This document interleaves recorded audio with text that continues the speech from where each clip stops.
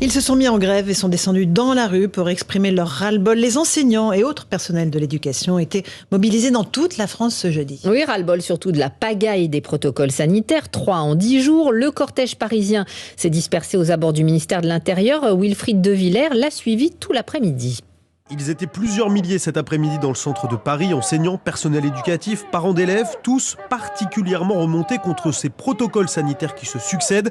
Des protocoles qui embrouillent plus qu'ils ne protègent. Selon Rémi, il est directeur d'une école dans le Val d'Oise. On en a au 50e protocole, on n'arrive plus à y voir clair. Dès qu'on applique un protocole, 2 jours plus tard, il y en a un autre qui sort dans les médias.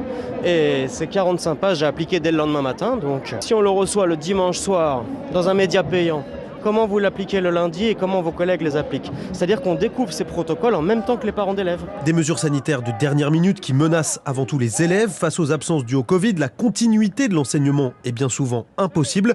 Aurélie est enseignante en CP. Moi, cette semaine, j'ai eu entre 5 et 20 élèves, mais jamais en même temps. Et c'était pas régulier. Et pour les élèves, c'est pas possible d'apprendre correctement. Et quand on lui demande le message qu'elle veut faire passer au ministre de l'Éducation, Jean-Michel Blanquer, qu'ils viennent un petit peu dans les écoles, qu'ils parlent un petit peu aux enseignants et puis qu'ils réfléchissent avant de pondre un protocole infaisable. Protocole intenable, manque de moyens. Dans le cortège parisien aujourd'hui, de nombreuses voix dénonçaient le mépris du gouvernement et réclamaient la démission de Jean-Michel Blanquer. Et dans ce cortège, plusieurs candidats de gauche à la présidentielle, l'occasion de tacler Emmanuel Macron et le gouvernement, la socialiste Anne Hidalgo, le communiste Fabien Roussel ou encore l'insoumis Jean-Luc Mélenchon qui a traité Jean-Michel Blanquer de crétin utile. Alors quelle était l'ampleur de la mobilisation dans les cortèges, mais surtout dans les établissements? Alors comme toujours Louise Salé, les chiffres divergent entre syndicats et ministères. Une chose est sûre, il n'y avait pas foule dans les manifestations.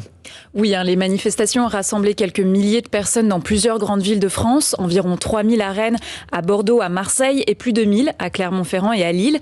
Concernant les grévistes, la mobilisation est difficile à quantifier en effet en raison de cette différence de comptage entre syndicats et ministères. Mais ces chiffres ne semblent pas battre les records de la grève des enseignants contre la réforme des retraites en 2019.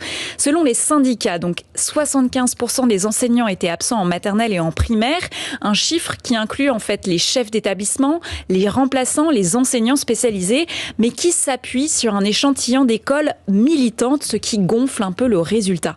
Le ministère a quant à lui recensé 38,5% de grévistes, mais uniquement parmi les enseignants titulaires qui font cours devant une classe. Enfin, dans le secondaire, pour les syndicats, 62% des professeurs faisaient grève, contre 24% selon le ministère, qui n'a cependant comptabilisé que les absents en fait en fin de matinée. Les professeurs du secondaire n'étant pas obligés de se déclarer à l'avance, le taux de grévistes sera précisé ultérieurement. Louise Salé.